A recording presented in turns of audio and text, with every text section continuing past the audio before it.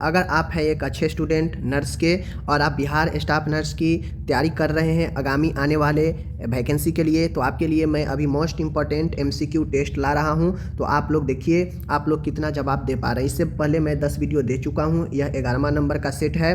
तो आप लोग 30 क्वेश्चन में कितना सही कर पा रहे हैं आप लोग कमेंट करके ज़रूर बताइएगा।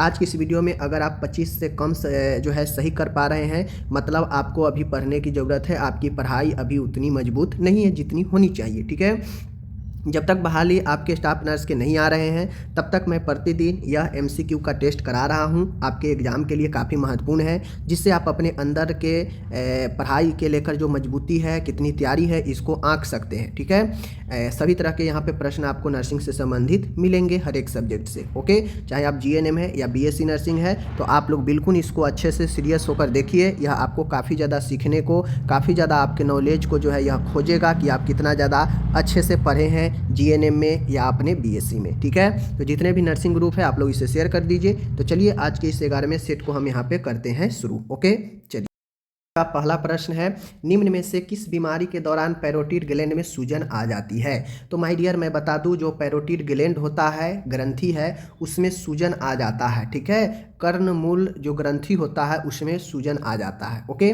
यह किस जो है बीमारी के दौरान होता है? HIV इन्फेक्शन, रूबेला में, मम्प्स में, ठीक है, ट्यूबरक्लोसिस को क्षय रोग, टीबी, मम्प्स को गलसुआ बोलते हैं, और रूबेला HIV जो कि HIV इन्फेक्शन होता है। तो पैरोटिड ग्लैंड में जो सूजन होता है वह किस बीमारी में होता है?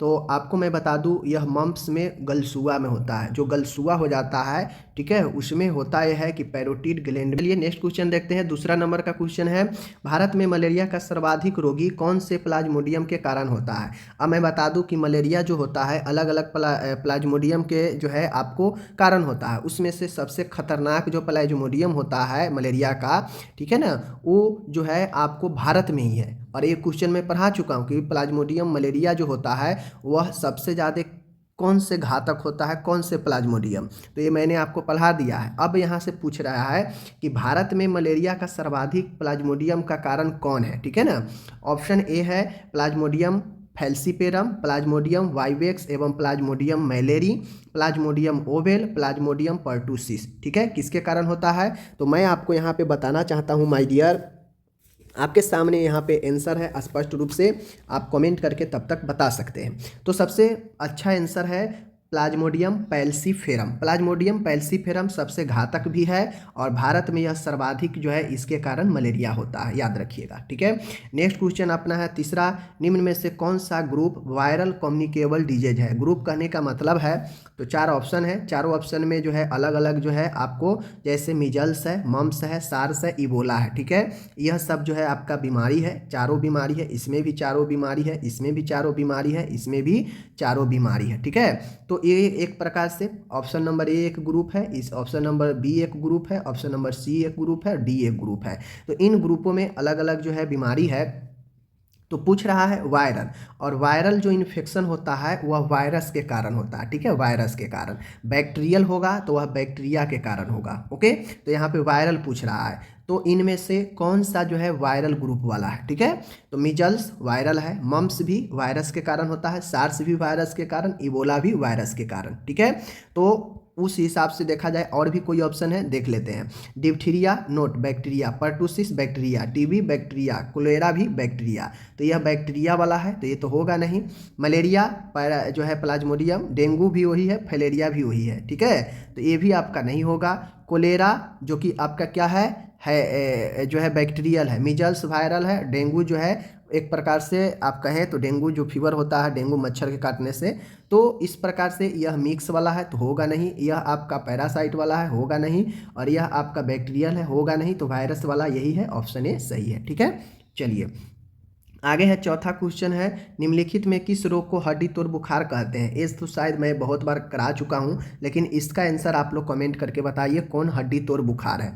कुष्ठ रोग होता है, लेप्रोसी, टीबी होता है, टीबी के लिए डॉट्स चलता है। ठीक है, टीबी के लिए डॉट्स चलता है उपचार में। कुष्ठ रोग के लिए एमडीटी चलता है, मल्टी ड्रग जो है थेरेपी, एमडीटी चलता है।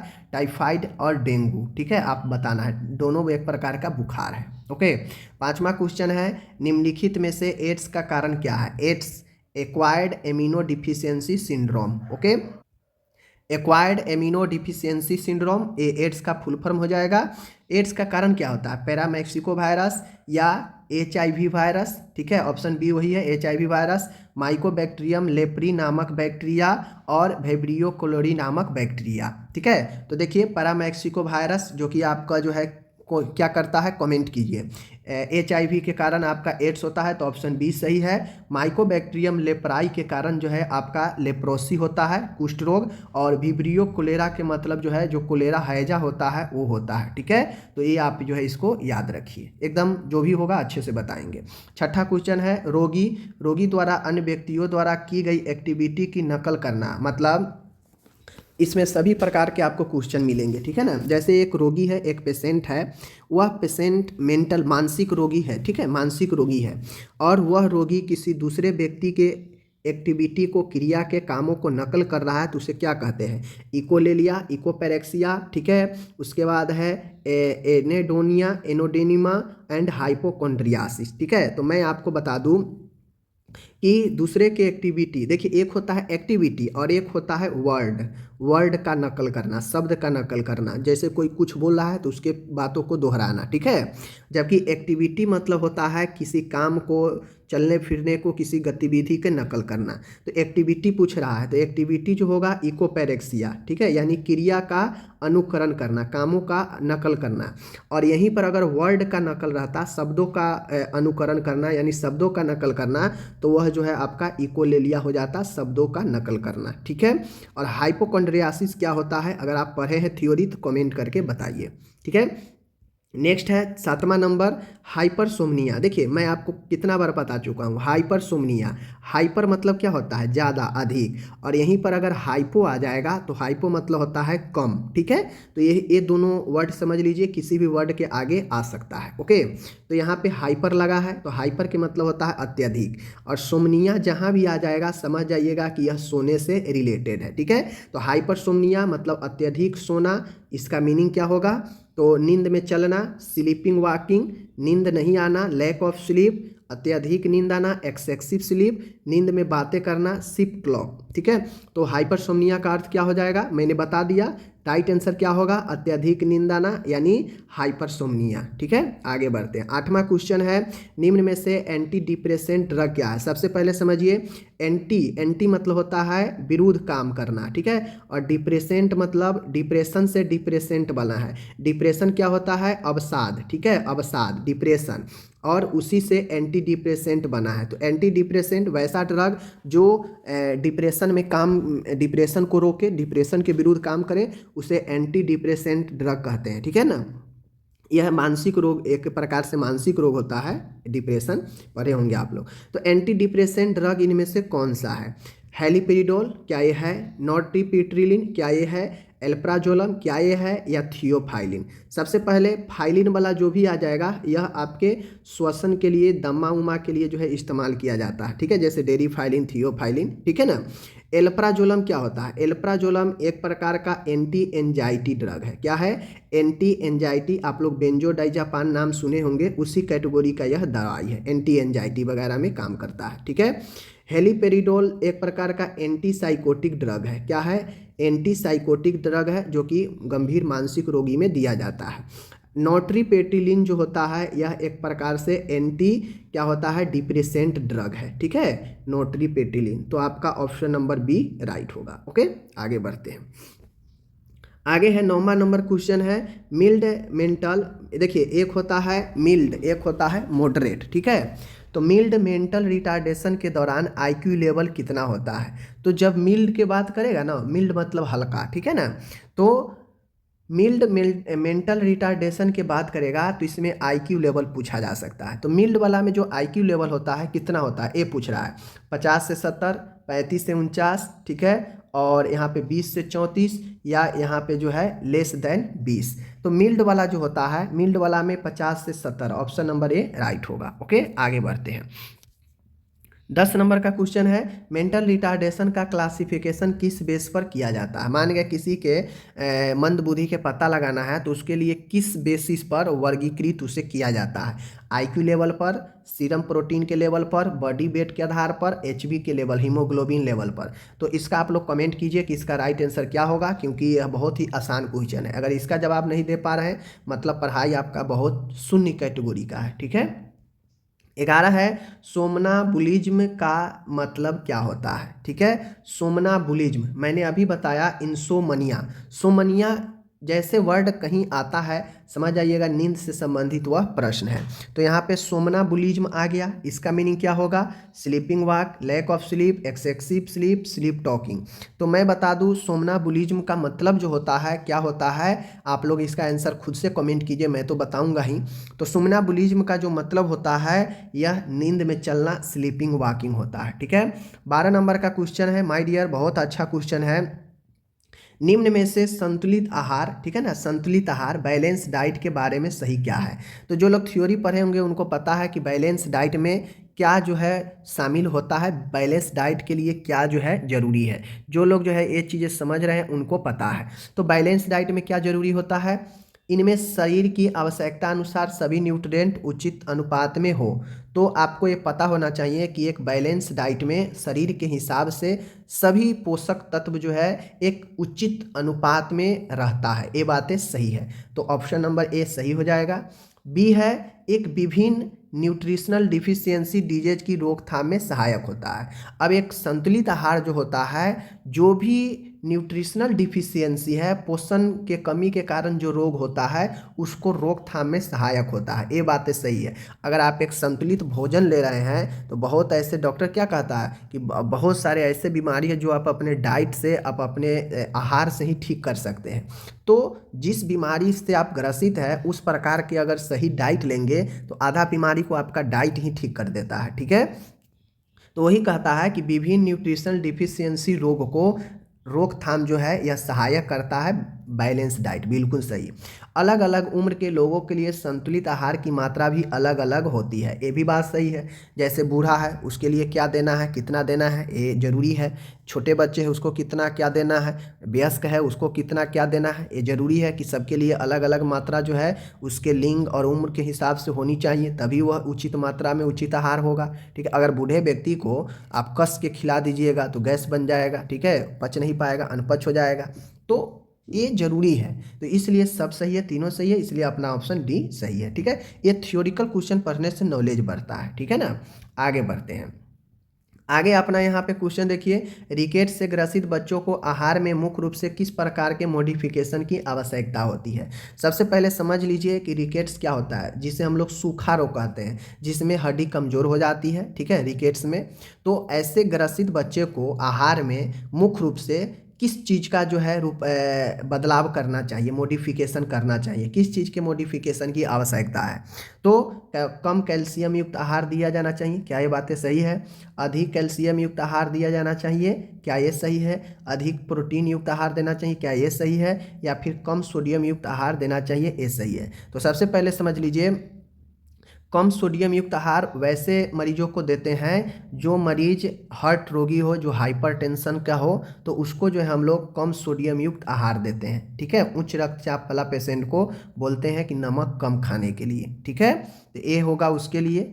बाकी मैं नेक्स्ट बता दूं, कम कैल्शियम युक्त ये तो होगा नहीं, क्योंकि रिकेट्स विटामिन डी के कमी के कारण होता है, और विटामिन डी का मुख्य स्रोत क्या है, कैल्शियम है। तो कैल्शियम युक्त आहार देंगे अधिक, तो जाके बच्चे को रिकेट्स से मुक्ति मिल सकता है। तो अपना ऑप्शन बी सही है। ओके, आगे बढ़ते हैं। 14 नंबर का क्वेश्चन है, निम्न में से किस प्रकार के रोगी को कम कैलोरी युक्त आहार दिया जाता है। अब जो कैलोरी क्या करता है बॉडी में, आपको अगर पता होगा तो आप आराम से बता देंगे। ठीक है।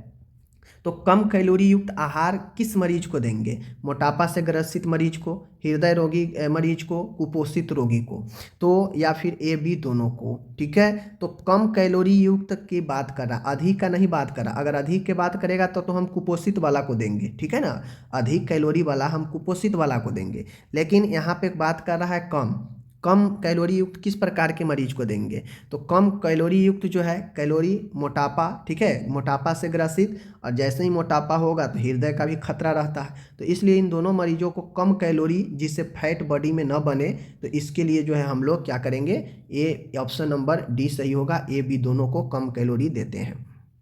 आगे है यहाँ पे, अधिक कैलोरी युक्त आहार किन रोगियों को दिया जाता है? ठीक है, तो अधिक जो कैलोरी युक्त आहार है वह किन मरीजों को दिया जाता है?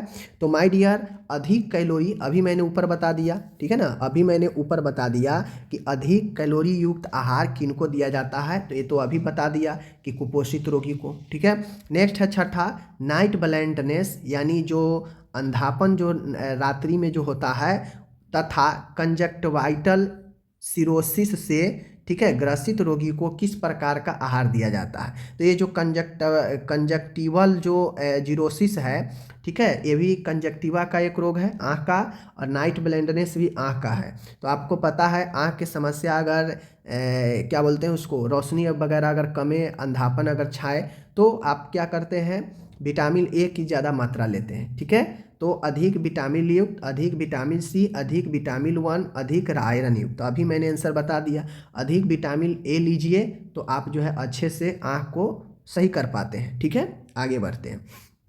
17 नंबर क्वेश्चन है, निम्न में से कोल्ड एप्लीकेशन का इफेक्ट नहीं है। देखिए यहाँ पे इफेक्ट पूछ रहा है, प्रभाव, साइड इफेक्ट नहीं पूछ रहा है, ध्यान दीजिएगा। तो कोल्ड एप्लीकेशन का इफेक्ट नहीं है, कोल्ड एप्लीकेशन का प्रभाव कहने का मतलब है, देखिए कोल्ड एप्लीकेशन जब हम किसी मरीज को देते हैं तो वह जहाँ भी कोल्ड एप्लीकेशन दीजिएगा तो वहाँ पे ऊष्मा का संचार कम जाता है, यानी टेम्परेचर वहाँ कमेगा, और जैसे ही टेम्परेचर कमता है तो हम जानते हैं कि बॉडी का मेटाबॉलिक रेट भी कम जाएगा टेम्परेचर कमने से, क्योंकि उसमें ऊष्मा की ज़रूरत होती है। दूसरी चीज़ें, ब्लड फ्लो वहाँ पे कम हो जाएगा, क्योंकि गर्मी प्रदान करता है ब्लड को तेज करने में, फ्लो करने में, तो आपका ब्लड फ्लो भी कम जाता है। लेकिन ब्लड का जो वेस्कोसिटी है बढ़ जाता है, यानी ब्लड का जो बढ़ने का जो रेट होता है वह चूँकि स्लो हो जाता है, तो वेस्कोसिटी जो है बढ़ जाता है। ठीक है, सॉरी, विस्कोसिटी जो है कम जाता है, विस्कोसिटी जो है कम जाता है, ध्यान दीजिएगा। ठीक है, तो देखिए ब्लड फ्लो कम हो जाता है शीतलन पड़ने से, ठीक है, मेटाबॉलिक रेट भी कम हो जाता है, तो ये सब इफेक्ट है। कैपिलरी परमिएबिलिटी भी कम हो जाता है, ठीक है, श्यानता भी कम हो जाता है, ये बातें सही है। लेकिन ब्लड की जो वेस्कोसिटी है यह कम हो जाना, यह इसका जो है इफेक्ट नहीं है। ठीक है, तो ये आप ध्यान में रखिएगा, विस्कोसिटी कम होना यह इसका इफेक्ट नहीं है, समझ गए। तो यह ऑप्शन जो है आपका 17 का डी सही है। ठीक है ना, आगे बढ़ते हैं। 18 है, एयर बैग की सक्शनिंग का मैक्सिमम टाइम क्या होता है? एयर बैग मतलब वायु मार्ग जो होता है, बहुत सारे ऐसे पेशेंट होते हैं जिसको ट्रेकियोस्टोमी लगा होता है, या बार बार जो है उनके गले में कुछ चीज़ें अटकते हैं, झाग वगैरह बनते हैं गला में, जो है उनके द्रव जो है सिक्रेशन से उनका गला फंसता है, वायु मार्ग जो है जाम हो जाता है, तो उसके लिए सक्शन मशीन होता है जिससे सक्शन किया जाता है। तो सक्शन के लिए मैक्सिमम टाइम कितने होते हैं? ठीक है, मैक्सिमम टाइम कितना देर जो है सक्शन करना चाहिए? तो देखिए जो मशीन होता है काफ़ी प्रेशर के साथ जो है सक्शन करता है, गले को साफ करता है, वायु मार्ग को। तो कितना समय मैक्सिमम देना चाहिए उसके लिए? 2 सेकेंड, 5 सेकेंड, 10 सेकेंड, 25 सेकेंड। तो मैं बता दूं 10 से 15 सेकेंड जो है ये मैक्सिमम करना चाहिए। इससे ज़्यादा करेंगे तो उससे क्या होगा, गले में खराश वगैरह या ऑक्सीजन वगैरह कम जाएगा, क्योंकि वह अंदर से खींच लेगा ज़्यादातर, समझ गए। तो बहुत सारे कठिनाई कॉम्प्लिकेशन हो सकता है, तो 10 से 15 सेकेंड बहुत हो जाता है सक्शन के लिए। तो अपना ऑप्शन नंबर सी राइट होगा। ओके, 90 नंबर का क्वेश्चन है, प्रोलॉन्ग नासोगैस्ट्रिक सक्शन के कारण पेशेंट में कौन सी प्रॉब्लम एराइज होती है? सबसे पहले समझ लीजिए, प्रोलॉन्ग के मतलब होता है कि लंबे समय से। नासोगैस्ट्रिक एनजी ट्यूब जो होता है, नाक में ट्यूब डालकर पेट तक जो ले जाते हैं वही नासोगैस्ट्रिक होता है। और सक्शन मतलब खींचना। सक्शन का कहने का मतलब है कि जैसे कोई मरीज ओवरडोज गोली ले लिया है और वह ओवरडोज टॉक्सिक का काम करता है, ठीक है, जहरीला का काम करता है, दूसरी चीज़ें कोई पॉइजन वगैरह ले लिया रहता है तो उसको पेट से जो भी पदार्थ है उसको निकाल दिया जाता है इसी नोजोगैस्ट्रिक सक्शन के द्वारा ही, मतलब ट्यूब लगा के पेट के अंदर डालकर और पेट के अंदर जो भी पदार्थ हानिकारक है उसको निकाला जाता है।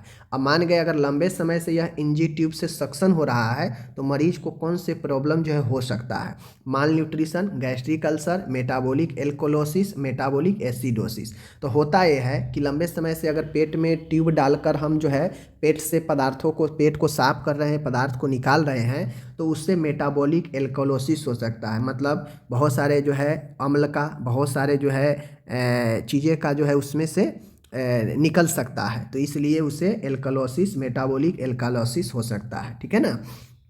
20 है प्रोलॉन्ग प्रोन पोजीशन निम्न में से किस बॉडी पार्ट में बेड सोर की रिस्क बता देती है। अब सबसे पहले जो लोग ये जान गए कि प्रोन पोजीशन क्या होता है, तो प्रोन पोजीशन होता है छाती के बल लेटना। अब जब छाती के बल लंबे समय से अगर कोई स्थिति में लेटेगा बॉडी पार्ट में तो उससे क्या होगा, बेड सोर का रिस्क कहाँ पे होगा, सबसे ज़्यादा बैक में होगा, स्केरल रीजन में होगा, सैक्रल रीजन में, स्टर्नम में या ऑसिपिटल एरिया में। तो सबसे पहले बैक में तो होगा नहीं क्योंकि पीठ ऊपर रहता है, चेस्ट नीचा रहेगा तो चेस्ट पर दबाव पड़ेगा और जहाँ दबाव पड़ेगा वहीं होगा। तो स्टर्नम छाती की हड्डी यहीं पर दबाव पड़ेगा, यहीं पर घाव होने का संभावना ज़्यादा होगा। तो अपना ऑप्शन सी सही है। ठीक है। 21 नंबर का है, यदि किसी पेशेंट को मेडिसिन की 10 ml देनी है, यानी किसी पेशेंट को हमको 10 ml देनी है तो उसे उस मेडिसिन की कितनी जो है हम लोग चाय के चम्मच देंगे, टी स्पून। ठीक है, टी स्पून, ध्यान रखिएगा, समझ गए। तो आप लोग को जो है ये कमेंट करके बताना है, ये क्वेश्चन बहुत ही अच्छा है।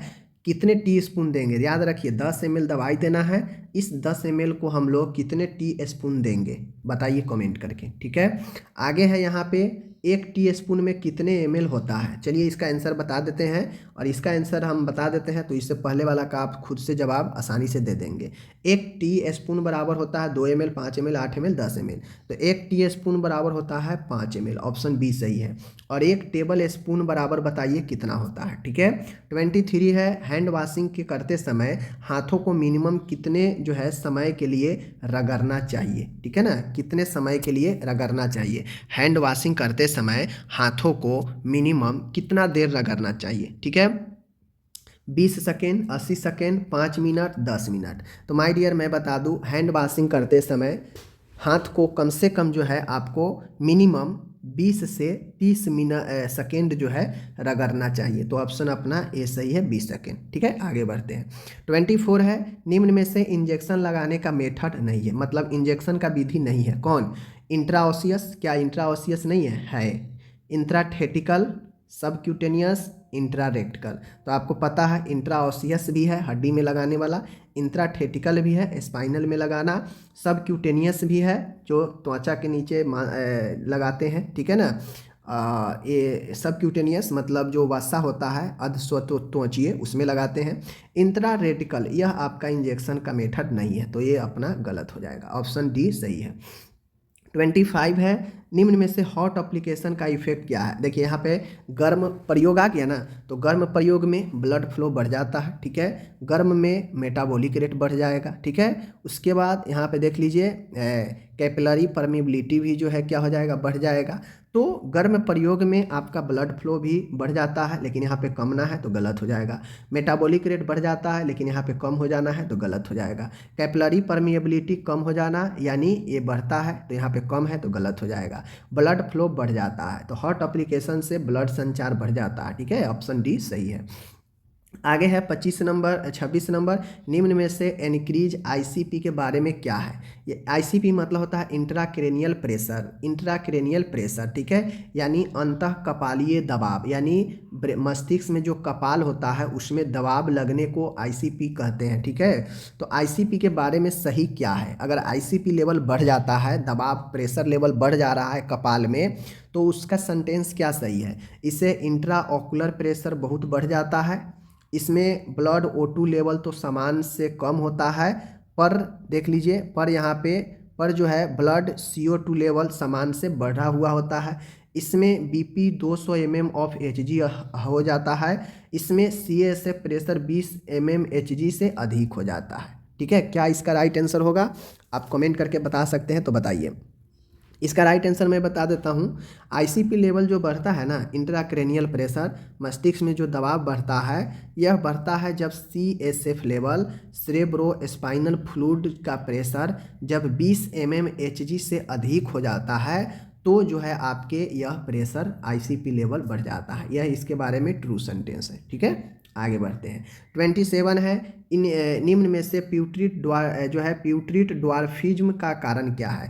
ड्वार्फिज्म जो बौनापन होता है, यह जो है कारण क्या होता है। ग्रोथ हार्मोन का सिक्रेशन, ग्रोथ हार्मोन का हाइपोसिक्रेशन, ADH का हाइपोसिक्रेशन, थायराइड ग्लैंड का हाइपोसिक्रेशन। तो देखिए, थायराइड ग्लैंड तो नहीं होता है, थायरोक्सिन हार्मोन होता है, तो ये तो गलत हो जाएगा। ADH एंटी डाययूरेटिक हार्मोन का हाइपोसिक्रेशन, तो ये तो होगा नहीं। तो जो ग्रोथ हार्मोन होता है, इसमें कमी हाइपोसिक्रेशन यानी सिक्रेशन में कम होने से ड्वार्फिज्म होता है। तो ऑप्शन बी सही है, जो वृद्धि विकास रुक जाता है। ठीक है, 28 है, हाइपोथायराइज्म के अधिकांश केसेज किसके कारण होते हैं। तो देखिए, हाइपोथायराइज्म जो है के अधिकांश केसेज किसके कारण होते हैं, एक कारण पूछ रहा है। ठीक है ना, हाइपोथायराइज्म के अधिकांश केसेज किसके कारण होते हैं, तो एक कमेंट आप लोग कीजिए कि किसके कारण होते हैं। ठीक है, 29 है, आता है एक्सोप्थैलेमस किस डिजीज का मेन फीचर है। एक्सोप्थैलेमस जो है यह ग्रेव डिजीज का जो है मेन फीचर है। ठीक है ना, ग्रेव डिजीज का जो है मेन फीचर जो है आपका एक्सोप्थैलेमस होता है। ऑप्शन ए में होता यह है कि एक्सोप्थैलेमस में होता यह है कि आँख जो होता है वह बाहर की तरफ आ जाता है। ठीक है, बड़ा बड़ा जो है हो जाता है, इस चीज़ों को समझिएगा। और यह जो है आपके ग्रेव डिजीज का मेन फीचर है। ठीक है, और 30वां नंबर और क्वेश्चन, लास्ट क्वेश्चन है यहाँ पे कि निम्न में से थायराइड ग्लैंड की जन्मजात विकृति क्या है। Grave disease, Cushing disease, diabetes insipidus या क्रेटिनिज्म। तो जो क्रेटिनिज्म होता है यह आपका जो है क्या होता है, यह जन्मजात विकृति होता है। ठीक है, तो ये चीज़ें आप लोग को ध्यान में रखना है। ठीक है ना, तो यह जन्मजात विकृति होता है क्रेटिनिज्म, थायराइड ग्लैंड की जन्मजात विकृति। ओके, तो चलिए मिलते हैं। यह 30 क्वेश्चन आपको कैसा लगा है कमेंट करके ज़रूर बताइएगा। कितना आप सही कर पाए इसमें, ये भी ज़रूर कमेंट करके सही सही बताइएगा। ठीक है, चलिए मिलते हैं अगले वीडियो में। धन्यवाद।